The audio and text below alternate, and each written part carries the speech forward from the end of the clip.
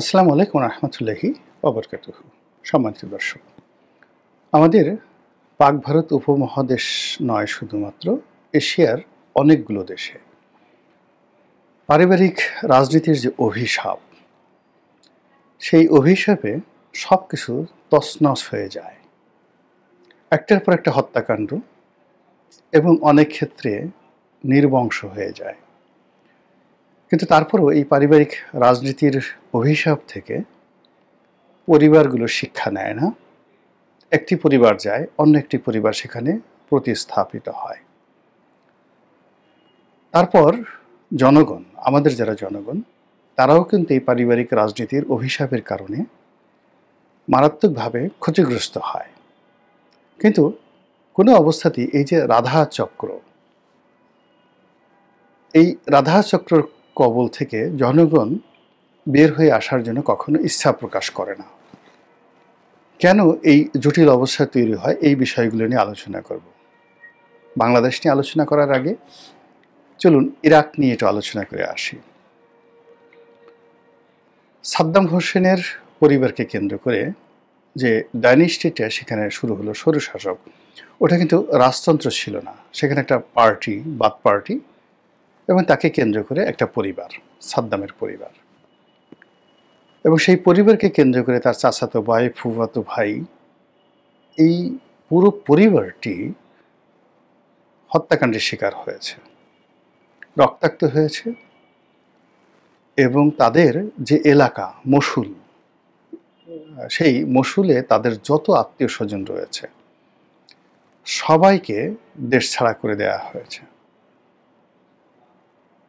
তারপরেও আবার এই সাম্প্রতিক সময় সাদ্দামের যে ছেলে, যে একটা ছেলে বেঁচে ছিল কুশে, সে আবার রাজনীতিতে ফিরে আসছে এবং তাকে কেন্দ্র করে আবার নতুন করে পারিবারিক রাজনীতি শুরু হয়েছে। যে যুদ্ধের কারণে পুরো মধ্যপ্রাচ্যের মানচিত্র বদল হয়ে গেছে, ইরাক যুদ্ধ, ইরাক কুয়েত যুদ্ধ, উপসাগরীয় যুদ্ধ, ইরাক ইরান যুদ্ধ, এই পারিবারিক রাজনীতির কুফলের কারণে। এবার পারিবারিক রাজনীতি ওখান থেকে বাদ দিয়ে একটু লিবিয়াতে আসেন। এখন দেখুন, লিবিয়ায় সম্ভবত গাদ্দাফির একটা ছেলে জীবিত আছে, আর বাকি তার আত্মীয় স্বজন, জেনারেল, আপনজন সবগুলোকে কবরে পাঠিয়ে দেওয়া হয়েছে, এবং সেখানে এখনো পর্যন্ত গৃহযুদ্ধ চলছে। কোনো অবস্থাতেই স্ট্যাবিলিটি আসছে না, এবং এত কিছুর পরে আবার সেই গাদ্দাফির ছেলেকে রাজনীতিতে আসতে হচ্ছে। ফিলিপাইনে আসেন, আপনারা সবাই মার্কোস, ইমেলদা মার্কোস, তাদের নাম জানেন। তো এখানে যেমন একটা সেই পারিবারিক রাজনীতি, সেই পারিবারিক রাজনীতির বাইরে আবার গিয়ে একুইনো পরিবার, একুইনো, তার স্ত্রী কোরাজন একুইনো, এবং তাদের পরবর্তী প্রজন্ম, এই দুটো প্রজন্মই একের পর এক আউটস্টেট হচ্ছে, এবং এখানে তৃতীয় শক্তি আসছে, কিন্তু সেখানে ফিলিপাইনের রাজনীতিতে জায়গা পাচ্ছে না। পাকিস্তানে আসেন, ভুট্টো পরিবার অভিশপ্ত, সবাই শেষ। জুলফিকার আলী ভুট্টো শেষ, বেনজির ভুট্টো শেষ, বেনজির ভুট্টোর ভাই শাহনেওয়াজ ভুট্টো শেষ। কিন্তু ঘুরে ফিরে আবার সেই ভুট্টো পরিবারের বিলাল ভুট্টো এখন রাজনীতির পাদপীঠে আছেন। তাকে কেন্দ্র করে পাকিস্তানের রাজনীতি আবর্তিত হচ্ছে। একই অবস্থা কাউন্টার, নওয়াজ শরীফ পরিবার। তো এই পরিবারের উপর জুলুম, অত্যাচার, এবং এই পরিবারকে কেন্দ্র করে পাঞ্জাবের রাজনীতি, লারকানা, অর্থাৎ ভুট্টোর যে এলাকার লারকানা, সিন্ধু, আর অন্যটা হলো পাঞ্জাব, এবং এই দুটো পরিবারকে কেন্দ্র করে যে রাজনীতি, লক্ষ লক্ষ মানুষ যুগের পর যুগ ধরে, শতাব্দীর প্রায় অর্ধ শতাব্দীরও কাছাকাছি হয়ে গেছে, অর্ধ শতাব্দীর বেশি, মোর দ্যান 70 ইয়ার্স, তারা দুর্ভোগ দুর্দশা পোহাচ্ছে, কিন্তু এই পরিবারের বাইরে যেতে পারছে না। শ্রীলঙ্কাতে একই অবস্থা, মানে বন্দরনায়ক পরিবার, শ্রীমাভু বন্দরনায়ক, এই পরিবারের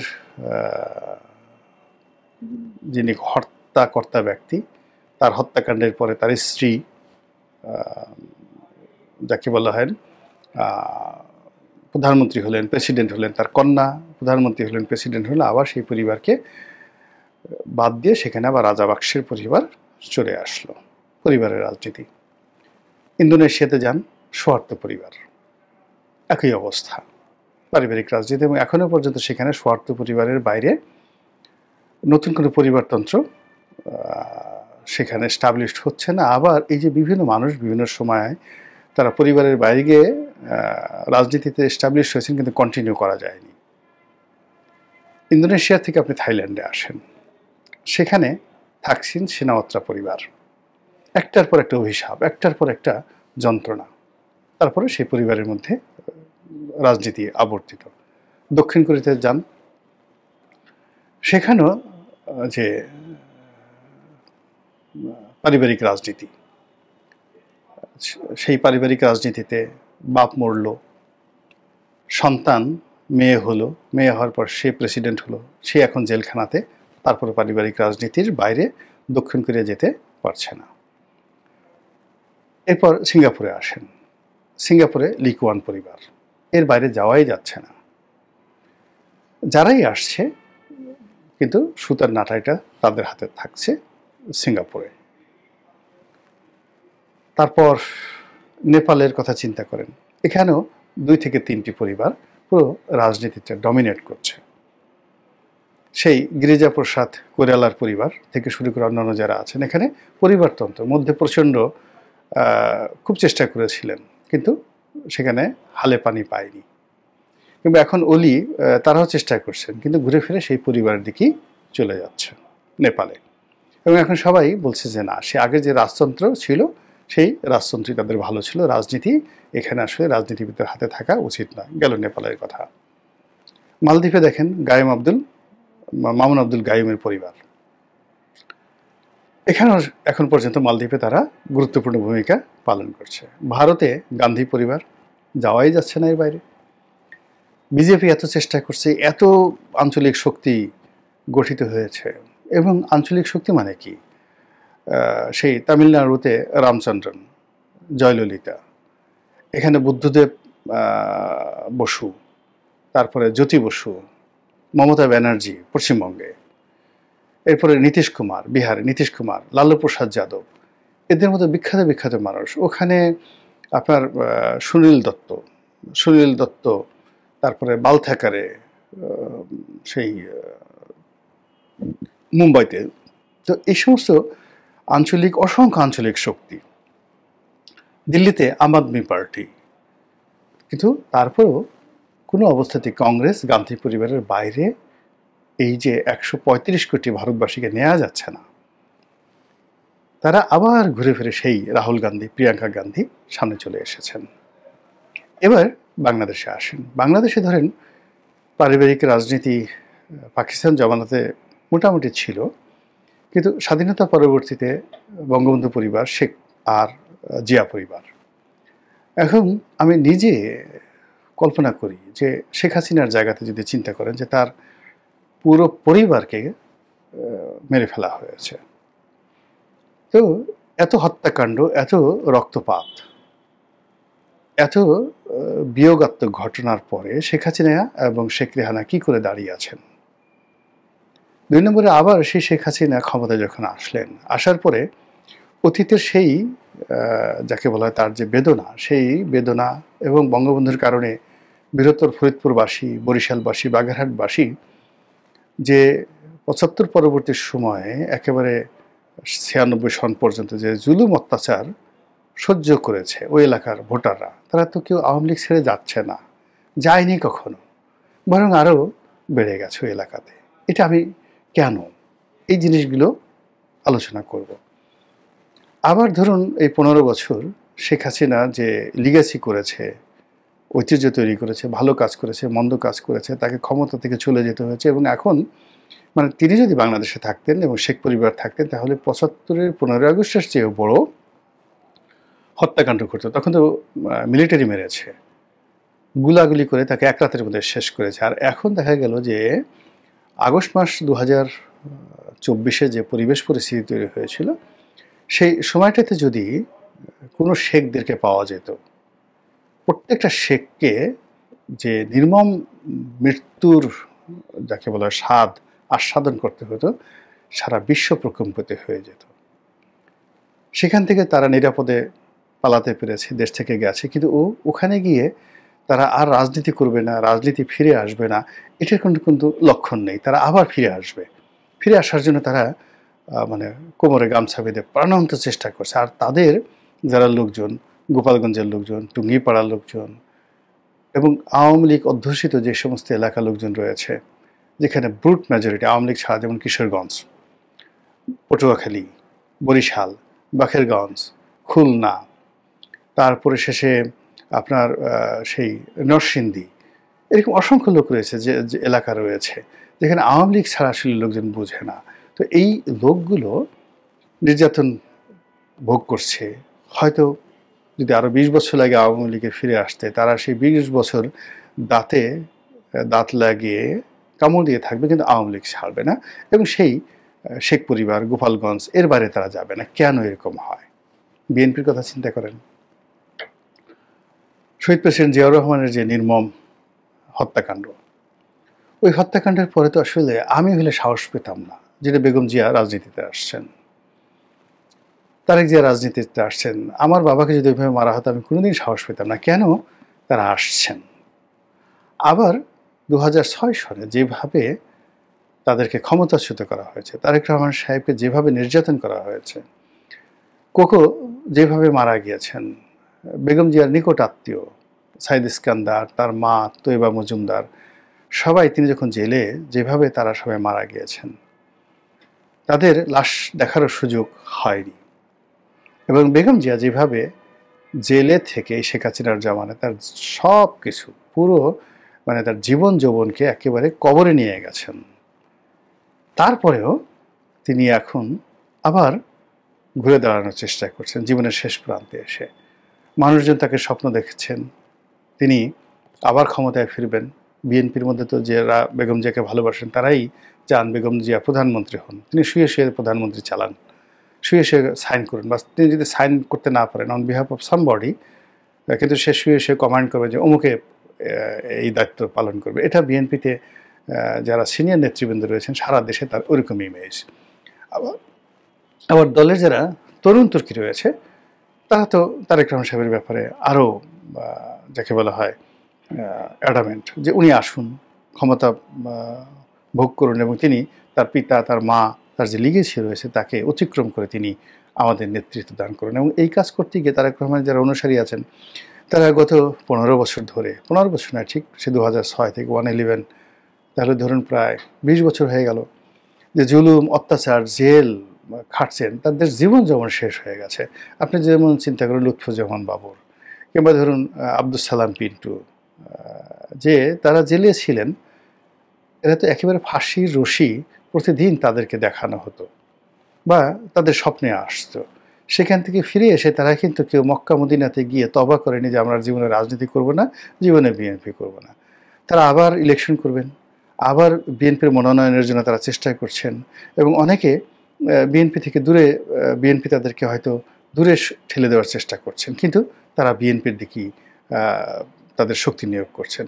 চট্টগ্রামে সালাউদ্দিন কাদের চৌধুরীর পরিবার, গিয়াসউদ্দিন কাদের চৌধুরী, হুমাম কাদের চৌধুরী, একই অবস্থা। তাদের জীবনে যে ট্র্যাজেডি গেছে বা এখনও যে জুলুম অত্যাচার চলছে, যে কোনো সময় তারা আওয়ামী লীগ আমলে তাদের যে জীবনের ঝুঁকি ছিল, এখন এই সময়টাতে তাদের জীবনের ঝুঁকি আরও বেড়ে গেছে। কিন্তু ওই যে পারিবারিক রাজনীতি, বিএনপির পারিবারিক রাজনীতি, নিজেদের পারিবারিক রাজনীতি, এই সব মিলিয়ে যে জটিলতা, সেই জটিলতা যদি না বুঝেন, অনুধাবন না করেন, তাহলে এই -2 থিওরি, রিসেট বাটন, নতুন বন্দোবস্ত, তারপরে আমরা সব কিছু উল্টে দিছি, ডিপ স্টেট থিওরি, এইগুলোর পেছনে যারা সময় ব্যয় করছেন তারা অনেকটা আত্মহত্যার মতো ঝুঁকি নিয়েছেন। এর কারণ হলো এই যে বাঙালির যেমন মানসিকতা, পরিবার প্রথা, এটা হাজার হাজার বছর ধরে আসলে এইভাবেই হয়ে আসছে। আমাদের হোসেন শাহী বংশ, আমাদের ইলিয়াস শাহী বংশ, আমাদের রাজা গণেশের বংশ, আমাদের 12 ভূঁইয়ার বংশ, আমাদের ঢাকার নবাবের বংশ, মানে এইভাবে শত শত বছর ধরে আমরা এই পারিবারিক রাজনীতির আনুগত্য করেছি, এটা আমাদের রক্তের মধ্যে মিশে আছে, যেটা ইউরোপের মধ্যে নেই, আমেরিকাতে নেই। এর কারণ হলো ওখানের যে মিক্সড ব্লাড এবং তাদের যে ভান্ডাল, ইংরেজিতে একটা শব্দ আছে ভান্ডাল, এই ভান্ডাল সংস্কৃতি, তাদের যে যাযাবর মন মানসিকতা, এই যাযাবর মন মানসিকতার কারণে আপনি গিয়ে দেখুন ইংল্যান্ডের যে যখন রোমানরা ইংল্যান্ড বিজয় করলো, যেমন জুলিয়াস সিজার গল বিজয় করলেন, সে ইংল্যান্ড বিজয় করেনি। এই এত অসভ্য ছিল, ভীষণ রকম অসভ্য। তারপরে যখন রোমান সম্রাটরা প্রায় 100 বছর ইংল্যান্ড তারা দখল রাখলো, এরপর তারা ছেড়ে দিয়েছে যে এটা ইটস এ লুজিং কনসার্ন, এখানকার লোকজন ভালো না।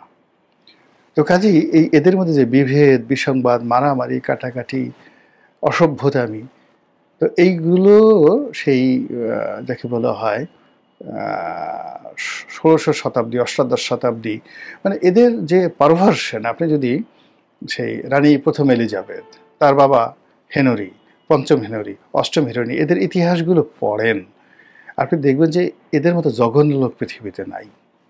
তো ফলে সেখানে হলো কি, পরিবারতন্ত্রের বাইরে গিয়ে সেখানে যে তন্ত্রটা গড়ে উঠেছে ওটা ওদের ক্ষেত্রে প্রযোজ্য। যেটা ফ্রান্সে গড়ে উঠেছে সেটা জার্মানিতে প্রযোজ্য হবে না। জার্মানির রাজনীতি টোটালি আলাদা, অস্ট্রেলিয়ার রাজনীতি সম্পূর্ণ আলাদা। অস্ট্রিয়া এবং হাঙ্গেরি এখন আপনাদের কাছে খুব ছোট রাষ্ট্র মনে হচ্ছে, কিন্তু একটা সময় এরা পুরো ইউরোপ নিয়ন্ত্রণ করত। তখন কিন্তু ইংল্যান্ড সুপার পাওয়ার ছিল না, এমনকি প্রথম মহাযুদ্ধের সময় পর্যন্ত ইংল্যান্ড ইউরোপে সুপার পাওয়ার ছিল না। আমাদের এখানে কলোনি ছিল, অন্যান্য দেশের কলোনি ছিল, কিন্তু তারা তখনও সুপার পাওয়ার হতে পারেনি। তো এই জিনিসগুলো মানে যদি আপনি বুঝেন, চিন্তা ভাবনা করেন, তাহলে দেখবেন যে আমাদের দেশটি এই যে সকল দেশে পরিবারতন্ত্র রক্তের মধ্যে ঢুকে গেছে, এটা যে থিওরি আল মুকাদ্দিমা গ্রন্থে ইবনে খালদুন বর্ণনা করেছেন যে বংশপ্রীতি, রক্তপ্রীতি যেভাবে একটা জাতিকে মোটিভেট করে, এবং এটা যখন একটা জাতির মধ্যে বাসা বেঁধে যায়, 1000 বছর চেষ্টা করেও তাদেরকে সেখান থেকে বের করা যায় না। আর আমরা সেই চক্রের মধ্যেই এখন আবর্তিত হচ্ছি। আর এই চক্রের বাইরে আমরা যে সকল স্বপ্ন দেখছি, এটা ইলিউশন, দুঃস্বপ্ন, কল্পনা। আর সেই কল্পনা কখনোই বাস্তব হবে না। আমাদেরকে ঘুরে ফিরে এই যে গোত্র রাজনীতি, আওয়ামী লীগ বিএনপির যে গোত্র রাজনীতি, এর বাইরে গিয়ে দেখা গেল যে অন্য একটি গোত্র, মানে কমিউনিটি তৈরি করতে হবে। সেই কমিউনিটি পার্টি পলিটিক্স, তার সাথে সাথে পারিবারিক, যেমন এরশাদ চেষ্টা করেছে একটা তৃতীয় শক্তি হিসেবে উত্থান করার জন্য, কিন্তু সে টিকতে পারছে না। কিন্তু ধরনটা কিন্তু আওয়ামী লীগ বিএনপির মতোই ছিল। আগামীতে আবার যদি এরকম কেউ ক্ষমতা পেয়ে যায়, ক্ষমতা পাওয়ার পরে যে কাজটি আওয়ামী লীগ করেছে, যে কাজটি বিএনপি করেছে, ওটাকে অনুসরণ করলেই কেবলমাত্র সফলতা সম্ভব। আদারওয়াইজ আমাদের যে মন মানসিকতায় ঘুরে ফিরে এর মধ্যেই আসছে। আমরা অনেক কিছু চেষ্টা করছি, জান্নাতের টিকিট ব্যবহার করছি, বেহেশত দোজখের ফয়সালা করার চেষ্টা করছি, ধর্মকর্মকে ব্যবহার করার চেষ্টা করছি, পশ্চিমা সংস্কৃতিকে ইউরোপ, আমেরিকা, লন্ডন, আমেরিকার স্বপ্ন দেখাচ্ছি, কিন্তু আলটিমেটলি ঘুরে ফিরে সেই নৌকার আলকাতরার মধ্যে চলে যাচ্ছি, আর ধানের ছড়ার মধ্যে এই আমাদের সমস্ত স্বপ্ন আমরা সেখানে গুঁজে দিয়েছি। আল্লাহ আমাদের সবাইকে হেদায়েত দান করুন এবং হেফাজত করুন। আসসালামু আলাইকুম ওয়া রাহমাতুল্লাহি ওয়া বারাকাতুহু।